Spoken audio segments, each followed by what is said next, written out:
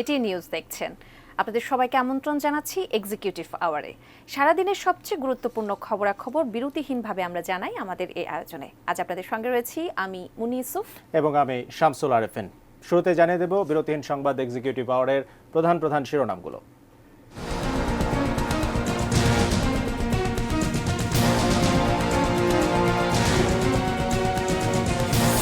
প্রধানমন্ত্রী পদে শেখ হাসিনার প্রত্যাবর্তন জরুরি ছিল বলছে এডিবি। সম্পর্ক এগিয়ে নিতে আগ্রহী যুক্তরাষ্ট্র, ইইউ। ৭ জানুয়ারির নির্বাচন ছিল একপাক্ষিক ও পাতানো বলছে টিআইবি। রমজানে কম মূল্যে মাছ মাংস বিক্রি করবে সরকার, সিন্ডিকেট ভাঙতে কঠোর অবস্থান। নতুন মুদ্রানীতিতে বাড়ছে ঋণের সুদের হার।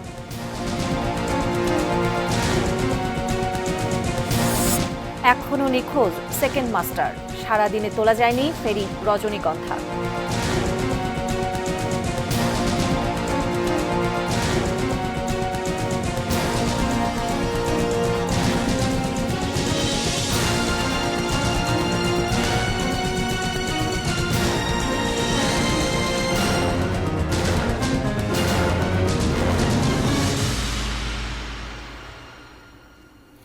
শুনছিলেন এক্সিকিউটিভ আওয়ারের প্রধান শিরোনামগুলো। আজকে সারাদিনে আসলে বিভিন্ন বিষয় ঘটেছে, বিভিন্ন গুরুত্বপূর্ণ খবর আছে। তবে মনে আমরা যে বিষয়টা নিয়ে কথা বলতে পারি সেটা হচ্ছে যে জাতীয় সংসদ নির্বাচন, দ্বাদশ জাতীয় সংসদ নির্বাচনের পরে বিভিন্ন দেশ কিন্তু এখনো অভিনন্দন জানাচ্ছে, তাদের শুভকামনা জানাচ্ছেন মাননীয় প্রধানমন্ত্রী শেখ হাসিনার প্রতি, তার সরকারের প্রতি। বিশেষভাবে আজকে যেটা বলতে হয় যে ইইউ এবং মার্কিন রাষ্ট্রদূত পিটার হাস, তিনি কিন্তু পররাষ্ট্রমন্ত্রী তার সঙ্গে দেখা করেছেন এবং তারা যেটি বলেছে যে বাংলাদেশের সঙ্গে সম্পর্ক নতুন করে তারা এগিয়ে নিতে চায়, আগ্রহ জানিয়েছে কিন্তু মার্কিন যুক্তরাষ্ট্র এবং ইইউ। যুক্তরাষ্ট্রের মতো এমন একটি দেশ এবং ইইউর মতো একটি আন্তর্জাতিক সংস্থার এরকম সমর্থন আসলে নতুন সরকারের জন্য খুবই গুরুত্বপূর্ণ একটি ব্যাপার। ইউরোপীয় ইউনিয়নের রাষ্ট্রদূত চার্লস হোয়াইটলি আশাবাদ জানিয়েছেন যে ইউরোপের সঙ্গে বাংলাদেশের রাজনৈতিক এবং উন্নয়ন ইস্যুতে সম্পর্ক নতুন মাত্রা পাবে। আমাদের একটি প্রতিবেদন রয়েছে আশিকুর রহমান অপুর, আমরা সেই প্রতিবেদনটি দেখব। বুধবার বেলা 12টার কিছুক্ষণ আগে পররাষ্ট্র মন্ত্রণালয়ে মার্কিন রাষ্ট্রদূত পিটার হাস পৌঁছান। প্রায় 40 মিনিট পর নিজ দপ্তরে আসেন নতুন পররাষ্ট্রমন্ত্রী ডক্টর হাসান মাহমুদ। সৌজন্য সাক্ষাতে প্রাণবন্ত পিটার হাস কথা বলেন রোহিঙ্গা সংকট, জলবায়ু পরিবর্তনের প্রভাব মোকাবেলা, বাণিজ্য সম্প্রসারণ সহ দ্বিপাক্ষিক সম্পর্কের নানান বিষয়ে। বেরিয়ে এসে অপেক্ষমান সাংবাদিকদের নিজে থেকেই কয়েকটি লাইন বললেও কোনো প্রশ্ন করার সুযোগ দেননি মার্কিন দূত। We could talk about the future of U.S.-Bangladeshi relationships and how we work together on issues of mutual importance, areas such as climate, expanding business opportunities, and the Rohingya. And so I look forward in the next coming months to working closely to advance our mutual interests. Thank you. Peter হাসের পরপরই নতুন পররাষ্ট্রমন্ত্রীর সঙ্গে দেখা করেন ইউরোপীয় ইউনিয়নের দূত।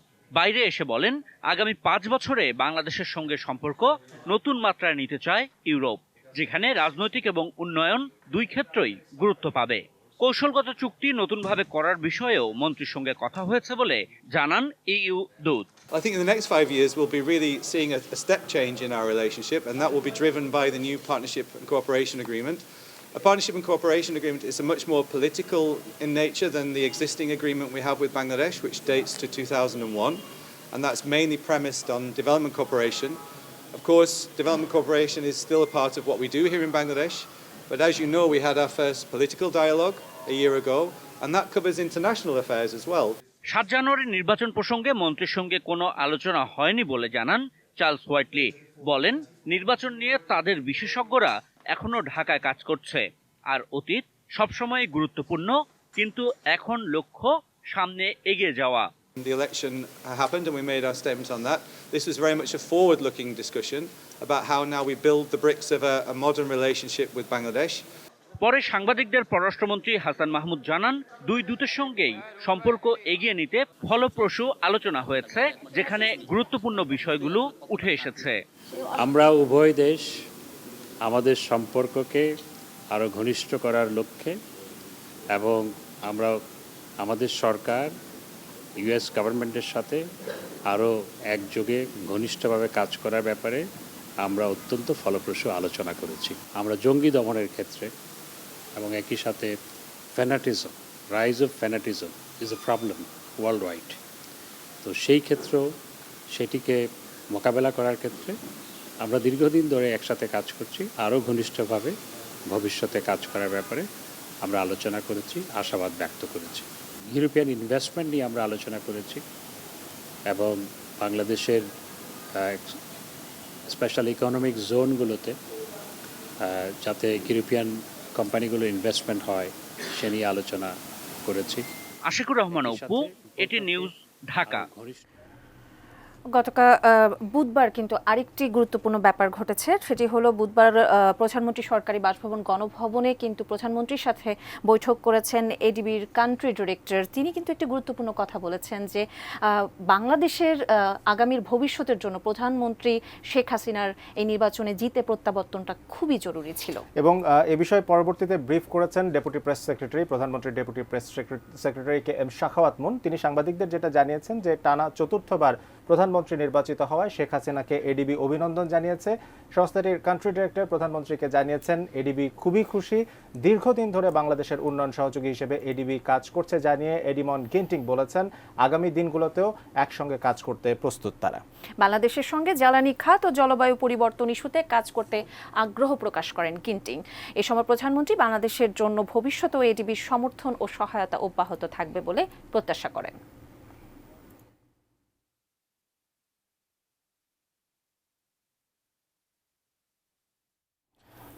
মুন্নি, আমরা যখন বিভিন্ন দেশ এবং সংস্থার কাছ থেকে অভিনন্দন পাচ্ছি দ্বাদশ জাতীয় সংসদ নির্বাচন গঠন হওয়ার পরে, সরকার গঠনের পরে, তখন কিন্তু আসলে টিআইবি একটু ভিন্ন মত পোষণ করেছে। তারা সংবাদ সম্মেলন করে যেটা জানিয়েছে সেটা হচ্ছে যে এই দ্বাদশ জাতীয় সংসদ নির্বাচন একপাক্ষিক এবং পাতানো হয়েছে, এটা তারা মনে করছে। এটা তারা মনে করছে, যেমন টিআইবির পক্ষ থেকে এই কথা বলা হয়েছে এবং সেটির কিন্তু আবার আওয়ামী লীগের সাধারণ সম্পাদক ওবায়দুল কাদের কিন্তু আবার পাল্টাভাবে বলেছেন যে আসলে টিআইবি যেটি বলছে যে একপাক্ষিক এবং পাতানো একটি নির্বাচন হয়েছে, তিনি সেটি মানতে নারাজ। তিনি বলেছেন যে প্রতিদ্বন্দ্বিতাপূর্ণ একটি নির্বাচন হয়েছে দ্বাদশ জাতীয় সংসদ নির্বাচন। দুটি খবরই রয়েছে। প্রথমে আমরা টিআইবি কি বলেছে সেই খবরটি দর্শক আপনাদেরকে জানিয়ে দিতে চাই। বুধবার ধানমন্ডিতে নিজেদের অফিসে এ নিয়ে একটা সংবাদ সম্মেলন করেছে টিআইবি। আমরা সাজেদা সুইটি, তার একটি প্রতিবেদন আছে, সেটা দেখে নেব। সার্বিক যে অভিজ্ঞতা আমাদের, সেটি বাংলাদেশের গণতন্ত্র এবং গণতান্ত্রিক নির্বাচনের ভবিষ্যৎ বিবেচনায় অশনি সংকেত বলে আমরা মনে করি। গত বছরের জুন থেকে চলতি জানুয়ারি পর্যন্ত নির্বাচন ও নির্বাচনের পরিবেশ নিয়ে এক জরিপ চালায় ট্রান্সপারেন্সি ইন্টারন্যাশনাল বাংলাদেশ টিআইবি, যাতে দাবি করা হয় ৭ জানুয়ারি নির্বাচনে ৬০% ভোটারই ভোট দেয়নি। নির্বাচনকালীন সরকার ইস্যুতে দুইটি বড় দল এবং তাদের বিপরীতমুখী অনর অবস্থানের কারণে অংশগ্রহণমূলক এবং অবাধ নির্বাচন হয়নি। ক্ষমতায় অব্যাহত থাকার কৌশল বাস্তবায়নের একতরফা নির্বাচন সাফল্যের সাথে সম্পন্ন হয়েছে বলতে হবে। সরকার দলের প্রার্থীর সাথে একই দলের স্বতন্ত্র ও অন্য দলের সরকার সমর্থিত প্রার্থীদের যে পাতানো খেলা সংগঠিত হয়েছে, একমাত্র ইতিবাচক দিক হিসাবে দেখা যায় অনিয়ম, দুর্নীতির ও অবৈধতার যে সমস্ত তথ্য বরাবর প্রকাশিত হলে প্রত্যাখ্যাত হয়, তা নিজেদের অভিযোগ এবং পাল্টা অভিযোগের মাধ্যমে এবার যথার্থতা পেয়েছে অনেক ক্ষেত্রে। 50টি আসনের 149 জন প্রার্থীর উপর তাদের এই জরিপ বলছে নির্বাচনী আচরণবিধি ভাঙার ঘটনা ঘটেছে অহরহ। নির্বাচন কমিশন অংশগ্রহণমূলক নির্বাচনের পরিবেশ তৈরির চেষ্টা না করে ক্ষমতাসীনদের এজেন্ডা পালনে ব্যস্ত ছিল। এই সংবিধান সংশোধনের মাধ্যমে নির্বাচনকালীন সরকারের চরিত্র পরিবর্তন হয় নাই। সত্যিকার অর্থে গণতান্ত্রিক নির্বাচনের প্রতি যদি আমরা শ্রদ্ধাশীল হই, নির্বাচন কমিশন এই বিবেচনাটা করতে পারলো না কেন? উপস্থাপন করতে পারতো বিষয়টি। তারপর যদি সরকার সেটা প্রত্যাখ্যান করতো, সংসদ প্রত্যাখ্যান করতো, নির্বাচন কমিশন বলতে পারতো আমি তো চেয়েছি, হয়নি। সেটা না করে নির্বাচন কমিশন সরকারের যে নির্ধারিত এজেন্ডা সেটা বাস্তবায়নের সহায়ক ভূমিকা পালন করেছে। এমন নির্বাচনের কারণে বাংলাদেশ আন্তর্জাতিক টেস্ট কেস হিসেবে বিবেচিত হবে বলেও মন্তব্য সংস্থাটির। সংসদে ব্যবসায়ী আধিপত্যের মাত্রা একচেটিয়া পর্যায়ে উন্নতি হয়েছে, যা রাষ্ট্রীয় কর্মকাণ্ডে ব্যাপকতর স্বার্থের দ্বন্দ্ব, নীতি দখলের ঝুঁকি বৃদ্ধি করেছে। বিশেষ করে গণতান্ত্রিক অবনমনের অভিজ্ঞতা এবং নির্বাচনী কৌশল অভিনবত্ব বিবেচনায় বাংলাদেশ একটি আন্তর্জাতিক টেস্ট কেস হিসেবে বিবেচিত হবে বলে আমাদের শঙ্কা। Sajeda Sweety, ATN news, Dhaka. মার্কিন রাষ্ট্রদূত পিটার হাসো নতুন সরকারকে অভিনন্দন জানিয়েছেন উল্লেখ করে আওয়ামী লীগের সাধারণ সম্পাদক ওবায়দুল কাদের বলেছেন, এখন কাকে নিয়ে খেলবে বিএনপি? বুধবার বিকেলে দলের কেন্দ্রীয় কার্যালয়ে ঢাকা মহানগর শাখা এবং সহযোগী সংগঠনগুলোর সঙ্গে যৌথ সভায় তিনি এ প্রশ্ন ছুড়ে দেন। সড়ক পরিবহন ও সেতুমন্ত্রী ওবায়দুল কাদের টিআইবির অভিযোগের জবাবে বলেন, নির্বাচন একতরফা হয়নি, বরং প্রতিদ্বন্দ্বিতাপূর্ণ ছিল। বিএনপি সহ বিরোধী দলগুলো বয়কট করায় ভিন্ন কৌশল নিতে হয়েছিল। দু একটি বিচ্ছিন্ন ঘটনা ছাড়া নির্বাচন শান্তিপূর্ণ হয়েছে বলেও দাবি করেন তিনি। বিএনপির বর্জনের বিষয়টি ছাড়া দ্বাদশ জাতীয় সংসদ নির্বাচন নিয়ে প্রশ্ন তোলার কিছু নেই বলেও মন্তব্য করেন আওয়ামী লীগ সাধারণ সম্পাদক। ছিল বাংলাদেশের গণতন্ত্রের জন্য নতুন এক উজ্জ্বল দৃষ্টান্ত প্রধানমন্ত্রী শেখ হাসিনা রেখে এটা কি পাতানো নির্বাচন ছিল? তাহলে আজকে পৃথিবীর নামি দামি গণতান্ত্রিক দেশগুলো বাংলাদেশের এই নির্বাচন মোটামুটি সুষ্ঠু হয়েছে একথা বলে প্রশংসা করে কেন? মার্কিন রাষ্ট্রদূত পিটার হাসো তিনিও অভিনন্দন জানিয়েছেন। তা এখন কাকে নিয়ে খেলবে? রেললাইন উপড়ে ফেলে আগুন দিয়ে বিএনপির ঘাড়ে দোষ চাপিয়ে নির্বাচন করলেও জনগণ তা গ্রহণ করেনি। বুধবার সকালে রাজধানীতে এক কর্মসূচিতে কথা বলেন বিএনপি চেয়ারপারসনের উপদেষ্টা জয়নুল আবেদিন ফারুক। জাতীয় প্রেস ক্লাবের সামনে জাতীয়তাবাদী মৎস্যজীবী দল আয়োজিত মানববন্ধন কর্মসূচিতে তিনি আরও বলেন, আওয়ামী লীগের হাতেই দেশের গণতন্ত্র হত্যা হয়েছে। জনগণকে সাময়িক কষ্ট সহ্য করতে হচ্ছে, তবে দীর্ঘদিন ক্ষমতায় থাকতে পারবে না সরকার। মামলা হামলা দিয়ে বিএনপির আন্দোলন থামানো যাবে না মন্তব্য করে তিনি বলেন, জনগণ ভাঁওতাবাজির এই নির্বাচন মেনে নেয়নি। তোমাদেরকে জবাই করেছেন আপনারা আজকে জবাই করার পরও আবার 7 তারিখের নির্বাচনে আপনারা এই সংবিধানকে আরেকবার জবাই করলেন। দয়া করে সংবিধান মতো চলেন, পদত্যাগ করেন, গণতন্ত্র ফিরিয়ে দেন। আমার ভোট আমি দেব, এই অধিকার প্রতিষ্ঠার জন্য অঙ্গীকার করে যাচ্ছি। মুন্নি, আমরা কিন্তু গত 1 বছর থেকে যদি বিচার বিবেচনা করি তাহলে দেখা যাচ্ছে যে একাদশ জাতীয় সংসদের যে নির্বাচন হয়েছিল এবং তারপরে যে সরকার গঠন হয়েছে তারা কিন্তু বেশ কিছু সমস্যা চিহ্নিত করেছেন, কাজ করেছেন সেটা নিয়ে, দ্রব্যমূল্য নিয়ে। দ্বাদশ জাতীয় সংসদ সরকার নির্বাচিত হওয়ার পরে তাদেরও কিন্তু প্রাথমিক যে টার্গেট সেটাও কিন্তু আসলে এই দ্রব্যমূল্য নির্ধারণ করা, নিয়ন্ত্রণ করা এবং সেটিতে যেন সাধারণ মানুষ স্বস্তিতে থাকে সেই বিষয়টা নিয়েও কাজ করার ব্যাপারে কিন্তু তারা চিন্তা করছেন। জি, এবং সেক্ষেত্রে কিন্তু বলা হচ্ছে যে সামনে রমজান যেহেতু আসন্ন, সেই সময়ে যাতে কম মূল্যে মাছ, মাংস, দুধ, ডিম যাতে বিক্রি করতে পারে এবং সাধারণ যারা মানুষ রয়েছে তাদের নাগালের মধ্যে যাতে দাম থাকে, সেক্ষেত্রে কিন্তু কাজ করে যাচ্ছে সরকার। এবং বাজারে যে সিন্ডিকেট রয়েছে সেই সিন্ডিকেটকেও কিভাবে দমন করা যায় সেটি নিয়েও কিন্তু কাজ করবে সরকার। এবং এই রমজানের সময় কম মূল্যে যেন মাছ, মাংস, ডিম, দুধ এগুলো নিত্য প্রয়োজনীয় পণ্যগুলো যেন বিক্রি করা হয় সে ব্যাপারে জানিয়েছেন মৎস্য এবং প্রাণী সম্পদ মন্ত্রী আব্দুর রহমান। বুধবার সাংবাদিকের সাথে মত বিনিময়ের সময় তিনি জানান, ক্রয় ক্ষমতা কম এমন মানুষেরা যেন কষ্ট না পান সেজন্য রমজানের আগেই এই কার্যক্রম শুরু হবে। মন্ত্রী বলেন, উৎপাদন ও মজুদ পর্যাপ্ত থাকার পরেও কিছু পণ্যের মূল্য সাধারণ মানুষের ক্রয় ক্ষমতার বাইরে চলে যাওয়ার কারণ প্রধানমন্ত্রী নিজেই খতিয়ে দেখছেন। তিনি বলেন, এক্ষেত্রে কোনো সিন্ডিকেটকে ছাড় দেয়া হবে না। আমাদের সামর্থ্যের দিকেও খেয়াল রাখতে হবে। হ্যাঁ, এখন সব মানুষকেই তো আর ন্যায্য মূল্যে আমি মাছ, মাংস, ডিম দিতে পারবো না। আমরা যারা ক্রয় ক্ষমতা আমাদের যাদের আছে তাদেরকে কেন দেবো? আরিফিন, এই যে বাজার পরিস্থিতির কথা যেমন বলছি, বাজার পরিস্থিতির মধ্যে কিন্তু এই যে চালের দামের যে ঊর্ধ্বগতি, এই প্রসঙ্গটিও কিন্তু চলে আসে। এটা বাজারের মধ্যেই তো পড়ে। চালের দাম এই ভরা মৌসুমেও কিন্তু চালের দাম 3 থেকে 5 টাকা প্রতি কেজিতে বেড়েছে এবং যেই চালের যে কারসাজি হচ্ছে এটি কিন্তু অনেকেই বলছেন যে নির্বাচনের সময় আসলে সরকারের চোখ যেহেতু নির্বাচনে ছিল এবং সবাই যেহেতু নির্বাচন নিয়েই মেতেছিলেন, সেই সুযোগটাকে কাজে লাগিয়ে কিন্তু ব্যবসায়ী যারা রয়েছেন, মিল মালিকরা যারা রয়েছেন তারা এই বাজারটাকে সিন্ডিকেট করে চালের দাম বাড়িয়ে দিয়েছে। এবং যে বিষয়টা আমরা একটু আগেও বলছিলাম যে সরকার কিন্তু দ্রব্যমূল্য নিয়ন্ত্রণের ব্যাপারে সচেষ্ট আছে, প্রত্যেকটা মন্ত্রণালয় তাদের জায়গা থেকে কাজ করছে। খাদ্যমন্ত্রী সাধন চন্দ্র মজুমদার তিনিও কিন্তু বলেছেন যে ব্যবসায়ীরা চালের দাম বাড়িয়ে দিয়েছেন, নির্বাচনের সময় বাজার তদারকি কম থাকে যেমনটা আপনি বলছিলেন। তবে তিনি যেটা হুঁশিয়ারি দিয়েছেন, লাইসেন্স ছাড়া খাদ্যশস্য মজুত করলে কঠোর ব্যবস্থা নেওয়া হবে এবং আগামী সপ্তাহে চালের বাজারে স্থিতিশীলতা আসবে এমনটা আভাস দিয়েছেন তিনি। জাহিদ হোসেনের একটি রিপোর্ট আছে, আমরা দেখে নেব। সপ্তাহের ব্যবধানে কেজি প্রতি চালের দাম বেড়েছে 2 থেকে 6 টাকা। আমন মৌসুমে চালের মূল্যবৃদ্ধি অবাক করেছে খাদ্য মন্ত্রণালয়কেও। ধান চালের অস্বাভাবিক মূল্যবৃদ্ধির লাগাম টানতে বুধবার বিকেলে খাদ্য অধিদপ্তরে মিল মালিকদের সাথে মত বিনিময় সভার আয়োজন করে মন্ত্রণালয়। যার কাছে অতিরিক্ত স্টক পাওয়া যাবে। সভা শেষে মন্ত্রী বলেন 17 লাখ টন খাদ্যশস্য মজুত রয়েছে, তারপরও অযৌক্তিকভাবে দাম বাড়ানো হয়েছে। নির্বাচনের পরের দিন থেকেই দাম বাড়িয়েছে, বরং আমরা শপথ নেওয়ার পর থেকে আবার দাম কমা শুরু হয়েছে। ভরা আমন মৌসুম, আমনের চালের দাম বৃদ্ধি পাবে না, এটাই হলো মানুষের সবার জনগণের কথা। লাফিয়ে দাম যেমন উঠেছে তেমন লাফিয়ে দাম কমানোর কি আছে।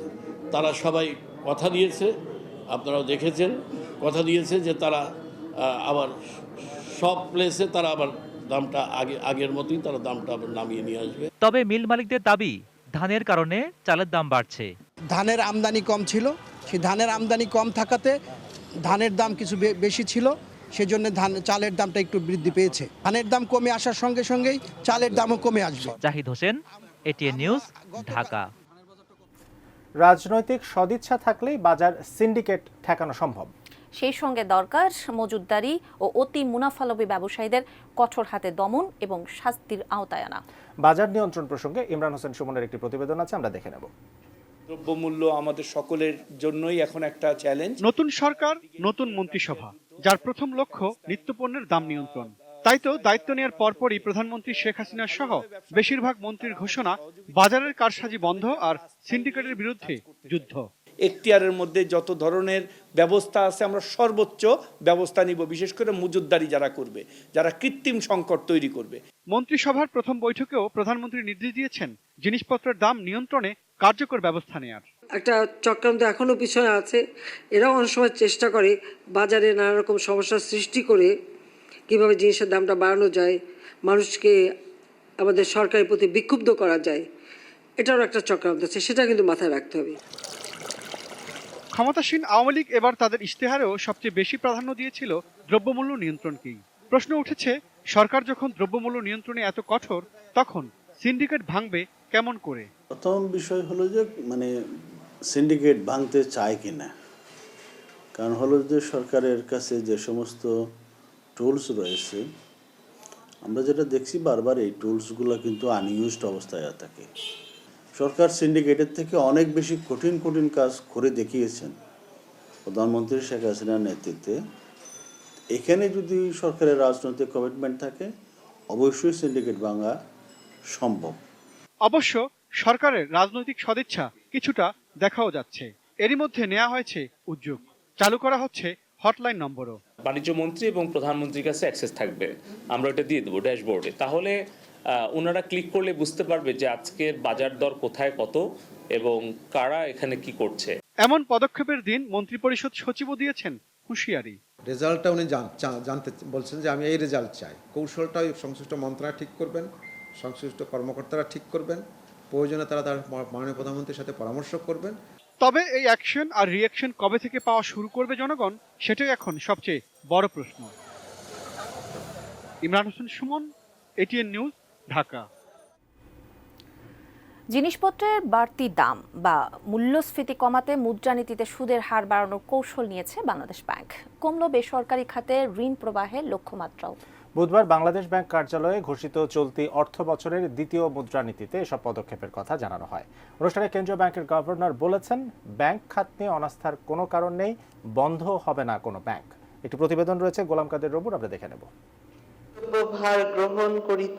ক্ষমতায় নতুন সরকার জিনিসপত্রের দাম নিয়ন্ত্রণের উপর দিচ্ছে সবচেয়ে বেশি গুরুত্ব।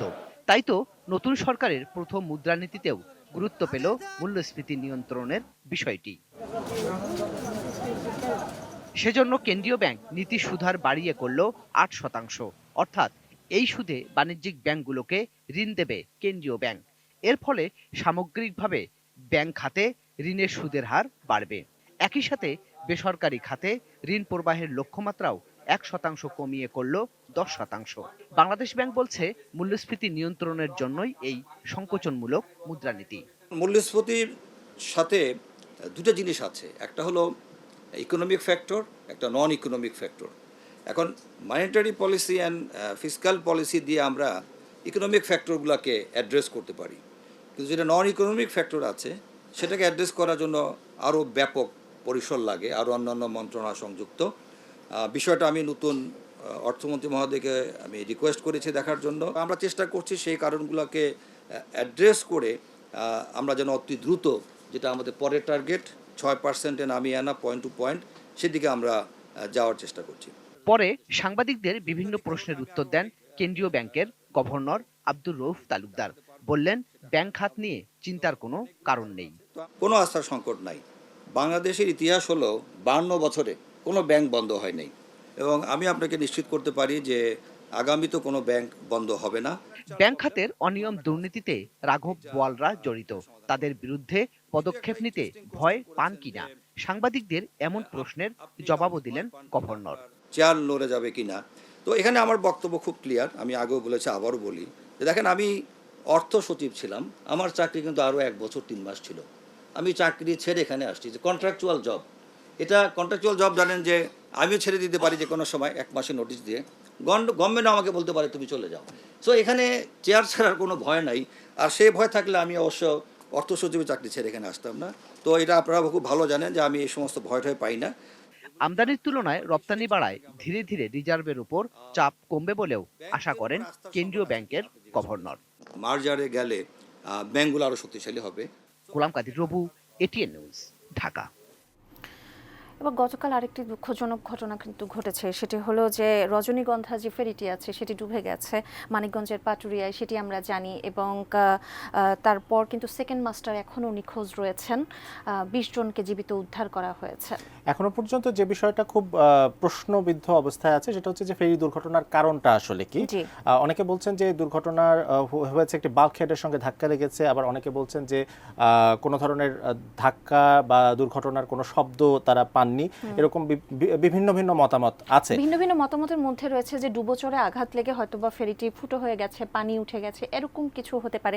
আবার যারা ছিলেন প্রত্যক্ষদর্শী ব্যক্তিরা ছিলেন তারা বলেছেন যে ধীরে ধীরে এটি কাত হয়ে গেছে, তারপর ডুবে গেছে। এটি আসলে তদন্ত সাপেক্ষে কর্তৃপক্ষ বলতে পারবেন। আমাদের মানিকগঞ্জ প্রতিনিধি আবুল কালাম আজাদ তার সহযোগিতায় সম্রাট আনোয়ার একটি প্রতিবেদন করেছেন, আমরা প্রতিবেদনটি দেখব। কুয়াশার কারণে রাতে ঘাটে ভিড়তে না পারা ফেরি সকালে ডুবে গেল। পাটুরিয়ার 5 নম্বর ঘাট থেকে স্বল্প দূরত্বে ঘণ্টাখানেক সময় আধা নিমজ্জিত থাকলেও পরে পুরোপুরি ডুবে যায় ইউটিলিটি ফেরি রজনীগন্ধা। আমার বড় ভাইয়ের ছেলে, এখনো দেখা পাইনি তার।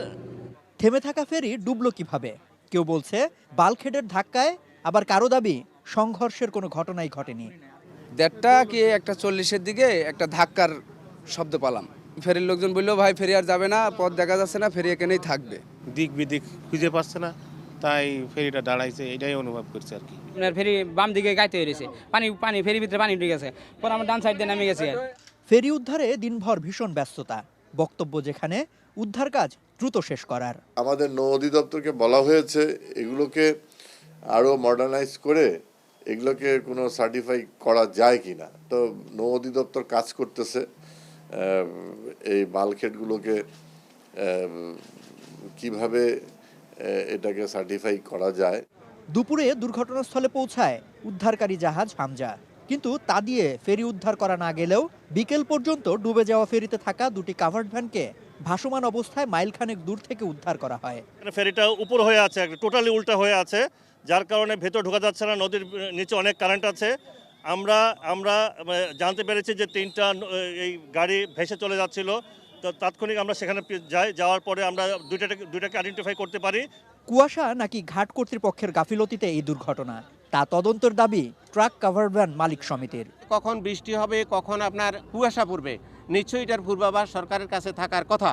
তাহলে বিআইডব্লিউটিসি এবং বিআইডব্লিউটিএ তারা কেন ওই ঘাট থেকে এই ফেরিটাকে ছাড়লো? যদি না ছাড়তো তাহলে নিশ্চয়ই দুর্ঘটনায় পড়তো না। তাহলে এই দায়িত্ব কে নেবে? 2021-এর পর আরেকটি দুর্ঘটনা। সেবার রোরো ফেরি হওয়ায় সময় বেশি লেগেছিল, কিন্তু এবার ইউটিলিটি ফেরি হওয়ায় বলা হচ্ছিল সময় কম লাগবে। তবে দুর্ঘটনার একদিনেও সেই ফেরিটি উদ্ধার করা সম্ভব হয়নি। এতে প্রশ্ন ওঠে, আমাদের এই উদ্ধার অভিযানের যে সক্ষমতা সেটি আসলে কতটা? সম্রাট আনোয়ার, এটিএন নিউজ, মানিকগঞ্জ।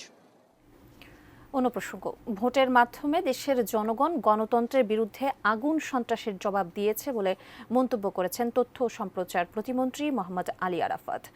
বুধবার সন্ধ্যায় রাজধানীর মানিকদি আদর্শ বিদ্যানিকেতন স্কুল অ্যান্ড কলেজে এক সংবর্ধনা অনুষ্ঠানে তিনি একথা বলেন। তথ্য সম্প্রচার প্রতিমন্ত্রী নিযুক্ত হওয়ায় ঢাকা 17 আসনের এই সংসদ সদস্যকে সংবর্ধনা দেয় ক্যান্টনমেন্ট থানা আওয়ামী লীগ। এ সময় তথ্য প্রতিমন্ত্রী বলেন, বিএনপি সহ বিরোধী জোট গণতন্ত্রের বিরুদ্ধে যুদ্ধে নেমেছিল। ভোট বর্জন করে তারা গণতন্ত্রের অগ্রযাত্রাকে ব্যাহত করতে চেয়েছিল। তথ্য প্রতিমন্ত্রী দেশের উন্নয়ন ও গণতন্ত্রের ধারা অব্যাহত রাখতে আওয়ামী লীগ নেতাকর্মীদের ঐক্যবদ্ধ থাকার আহ্বান জানান।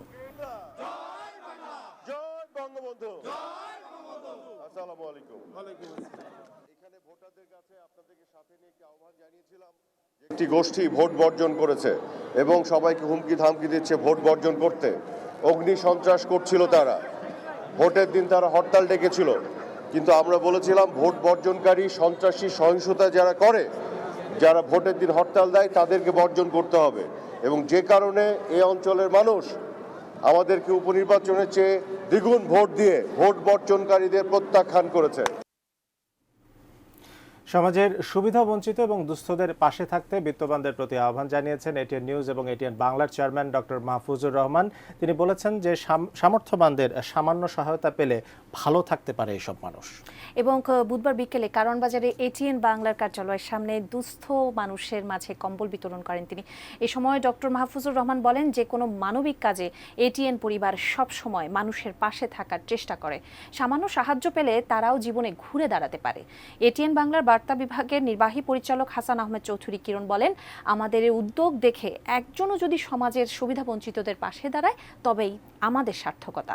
এই কর্মসূচিতে এটিএন বাংলার অনুষ্ঠান ও সম্প্রচার বিভাগের উপদেষ্টা তাশিক আহমেদও উপস্থিত ছিলেন।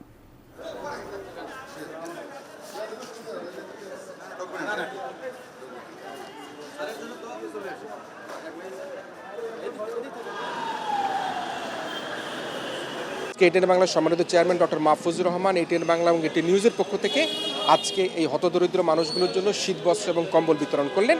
এটিএন বাংলা এটিএন নিউজ যে কোনো মানবিক কর্মকাণ্ডের সময় সামনে থাকে। আমরা যখন রানা প্লাজা ধস হয়, আমরা যখন রোহিঙ্গাদের এরকম হতদরিদ্র অবস্থা হয়, আমরা যখন শীতার্ত মানুষের কষ্ট হয়, সবসময় কিন্তু আমরা পাশে থাকি।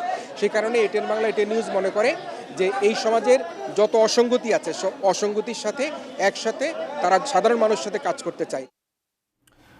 মুন্নি, সিপিডি একটি গবেষণা করেছে মূল্যস্ফীতি এবং অর্থনৈতিক অনিশ্চয়তার একটা শঙ্কার কথা তারা বলছে যে দুটি সমস্যা তারা চিহ্নিত করেছে। 67% ব্যবসায়ী তারা বলছেন সবচেয়ে বড় যে প্রতিবন্ধকতা ব্যবসার ক্ষেত্রে সেটি হচ্ছে 1 নম্বরে দুর্নীতি, 2 নম্বরে যদি আসে সেটা হচ্ছে যে জ্বালানি সরবরাহজনিত সমস্যা। এটা মোকাবেলা করাটাই তারা বড় চ্যালেঞ্জ মনে করছে।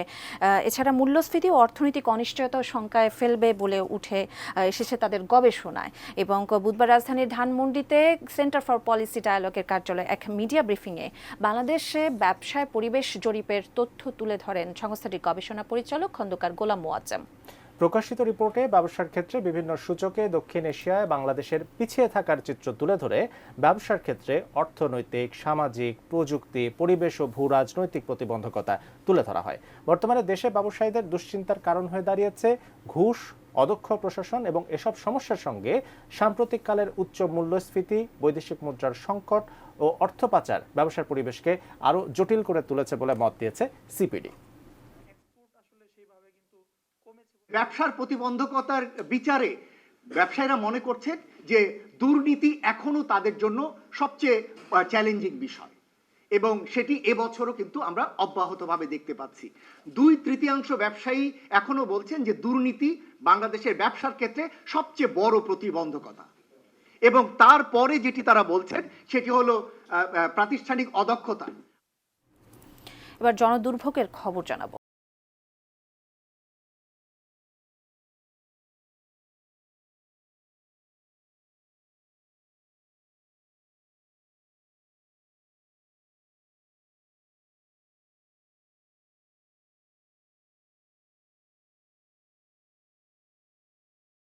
মুন্নি, আমাদের নাগরিক জীবনে আসলে অনেকগুলো খুব বেসিক প্রয়োজন থাকে, তার ভিতরে একটা হচ্ছে আমাদের জ্বালানির প্রতিদিনই প্রয়োজন হয়। গ্যাসের যে সংকট, এটা কিন্তু একটা অন্যতম দুর্ভোগের কারণ হয়ে উঠেছে ঢাকাবাসীর জন্য, ঢাকার মানুষের জন্য, রাজধানীবাসীর জন্য, এবং শুধুমাত্র যে নগরবাসীর জন্যই সেটি নয়, শিল্পও কিন্তু এই গ্যাসের চাহিদা ব্যাপক রয়েছে। বিশেষ করে নারায়ণগঞ্জ, সাভার, গাজীপুর কিন্তু বেশ ক্ষতিগ্রস্ত হচ্ছে, শিল্প অধ্যুষিত যে এলাকাগুলো রয়েছে সেখানে গ্যাস সংকটের কারণে।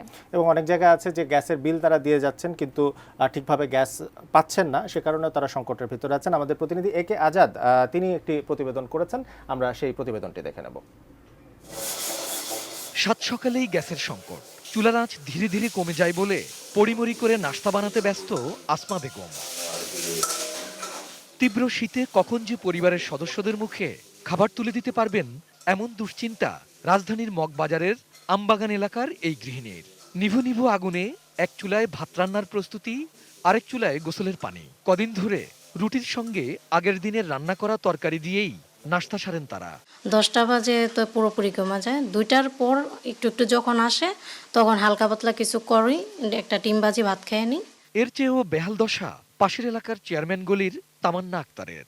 তার 5 সদস্যের পরিবারের রান্না প্রস্তুত হতে সকাল গড়িয়ে দুপুর হয়ে যায়, তাই কখনো তার স্বামীকে বাসায় না খেয়েই দৌড়াতে হয় অফিসে। কালকে দুপুরবেলা না খেয়ে গেছে, অফিসে গেছে, আর আমার মাছ ভাজা হয় না, যতক্ষণে গ্যাসে দিয়ে রাখি মাছ কাঁচাই থাকে। এই দুই পরিবারই কেবল নয়, রামপুরার কাছে মিরবাগ এলাকার অনেক বাসাবাড়িতে সকাল থেকে মধ্যরাত পর্যন্ত চুলাই জ্বলে না। বিকল্প হিসেবে লাকড়ির চুলা ব্যবহার করতে হচ্ছে সেখানকার বাসিন্দাদের। একে তো গ্যাসের বিল পরিশোধ করতে হয়, এর উপর লাকড়ি কেনায় যোগ হয়েছে বাড়তি খরচ। ক্ষুব্ধ স্বল্প আয়ের মানুষ। রাত 12টা বাজে গ্যাস আসে, আবার রাত 4:30 বাজে চলে যায়, মানুষ তো মনে ঘুমাইতে পারতেছে না। সকাল 11টা বাজে এখনো গ্যাস নাই। সেখানকার নয়াটলার একটি বাড়িতে এক পাশে স্বল্প আঁচে রান্না চললেও কোনোভাবেই কুলিয়ে উঠতে পারছেন না আরেক পাশের পরিবার। তাই দিন কয়েক হলো নতুন চুলা কেনা থেকে শুরু করে মহা আয়োজন, যা স্বল্প আয়ের মানুষের পক্ষে সামাল দেয়া সম্ভব নয়। চুলাটা কিনতে আমার 6,300 টাকা খরচ হয়েছে। আমি চুলাটা কিনছি, আজ 10 দিন ধরে কিনছি। অবশ্য তিতাস কর্তৃপক্ষ মঙ্গলবার সংবাদ সম্মেলন করে জানিয়েছে 2-3 দিনের মধ্যেই স্বাভাবিক হতে শুরু করবে গ্যাসের সরবরাহ। এ কে আজাদ, এটিএন নিউজ, ঢাকা। এবার মেটাল প্রেজেন্স কৃষি সংবাদ, সুজলা সুফলা।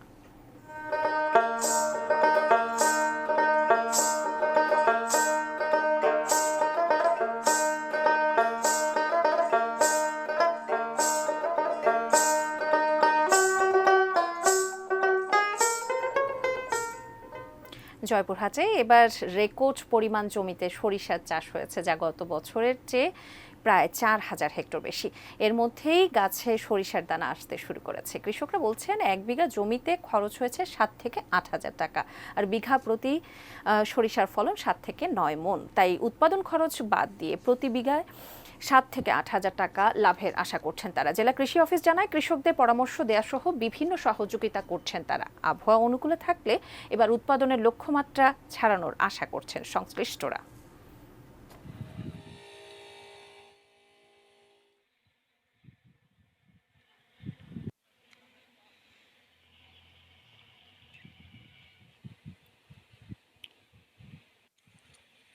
আমরা কৃষি বিভাগের পক্ষ থেকে কৃষকদেরকে সার, বীজ সহ অন্যান্য উপকরণ সহযোগিতা দিয়েছি।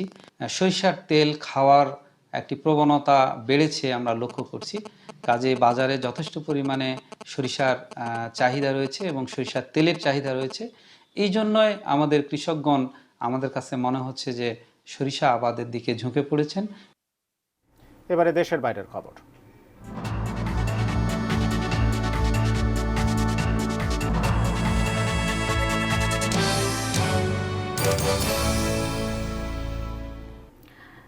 আরফিন, আপনি জানেন যে মঙ্গলবার পাকিস্তানের বেলুচিস্তানের ইরানি বিমান হামলায় কিন্তু 2 শিশু নিহত হয় এবং আহত হয় অন্তত 3 জন। এই ব্যাপারটি সূত্রপাত ধরেই কিন্তু গতকাল ইরানের রাষ্ট্রদূতকে বহিষ্কার করলো ইসলামাবাদ, সেই খবরটি রয়েছে। আসলে বিশ্বব্যাপী এক ধরনের অস্থিরতার ভেতরে দিয়ে যাচ্ছে। আমরা যদি দেখি যে ইসরায়েল ফিলিস্তিন এক ধরনের সংঘাত চলছে, ইউক্রেন রাশিয়া একটা সংঘাত চলছে, যদিও পাকিস্তান এবং ইরান তাদের ভেতরে এই ধরনের কোনো সংঘাতের কোনো অতীত রেকর্ড ছিল না, কিন্তু এখন আবার নতুন করে এটা হয়েছে। হয়েছে এবং খুবই অনাকাঙ্ক্ষিত একটা বিষয়। বিশ্বব্যাপী যে অস্থিরতা সেটা আসলে বাড়িয়ে দিচ্ছে।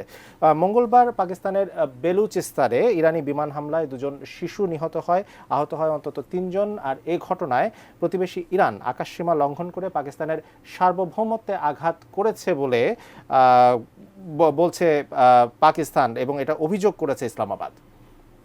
এই জবাবে ইরানের রাষ্ট্রীয় সংবাদ মাধ্যম ইরনা নিউজ এজেন্সি তারা জানিয়েছে যে পাকিস্তানের জিহাদি সংগঠন জৈসাল আদেলের ঘাঁটি লক্ষ্য করে তারা হামলা চালিয়েছে।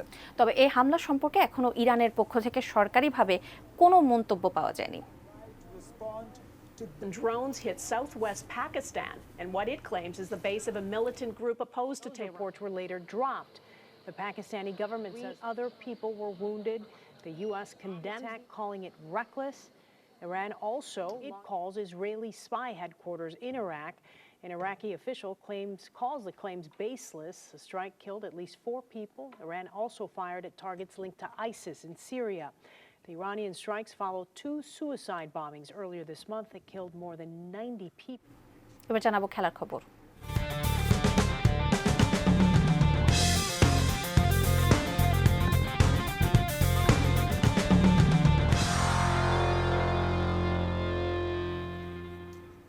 গতবারের মতো এবারও ইস্পাহানি থাকছে বিপিএল এর টাইটেল স্পন্সর। আগামী শুক্রবার থেকে মাঠে গড়াচ্ছে বিপিএল এর 10ম আসর। বুধবার মিরপুর শেরেবাংলা স্টেডিয়ামে সংবাদ সম্মেলনে বিপিএল এর স্পন্সর হিসেবে ইস্পাহানির নাম ঘোষণা করেন বিসিবির মিডিয়া কমিটির chairman Tanfir Ahmed Titu. Co sponsor Omera LPG gas ও ইউসিএসিআই ইউনিভার্সিটি বাংলাদেশ শাখা। তিনি জানান বাংলাদেশের একমাত্র ফ্র্যাঞ্চাইজি টি20 লিগের পৃষ্ঠপোষকতায় সাথে থাকছে নগদও। এবার বিসিবি থেকে জানানো হলো গতবারের অপূর্ণতা গোছাতে এবার থাকছে ডিআরএস ও স্পাইডার ক্যাম্প।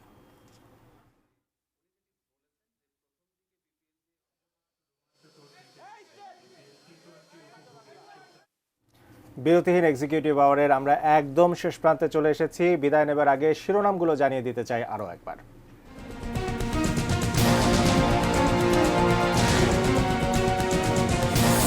প্রধানমন্ত্রী পদে শেখ হাসিনার প্রত্যাবর্তন জরুরি ছিল বলছে এডিবি। সম্পর্ক এগিয়ে নিতে আগ্রহী যুক্তরাষ্ট্র ইইউ। 7 জানুয়ারির নির্বাচন ছিল একপাক্ষিক ও পাতানো বলছে টিআইবি। রমজানে কম মূল্যে মাছ মাংস বিক্রি করবে সরকার, সিন্ডিকেট ভাঙতে কঠোর অবস্থান। নতুন মুদ্রানীতিতে বাড়ছে ঋণের সুদের হার।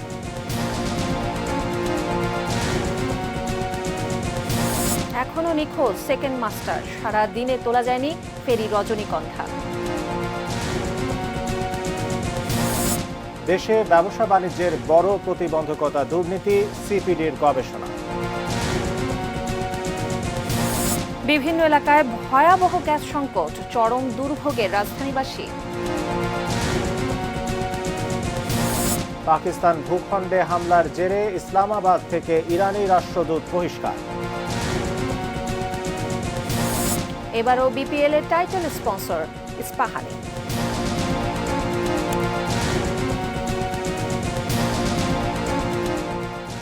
এই ছিল এক্সিকিউটিভ আওয়ারে। কাল আবারও দেখা হবে একই সময়। সে পর্যন্ত সঙ্গে থাকুন, দেখতে থাকুন এটিএন নিউজ। ধন্যবাদ সবাইকে। শুভরাত্রি।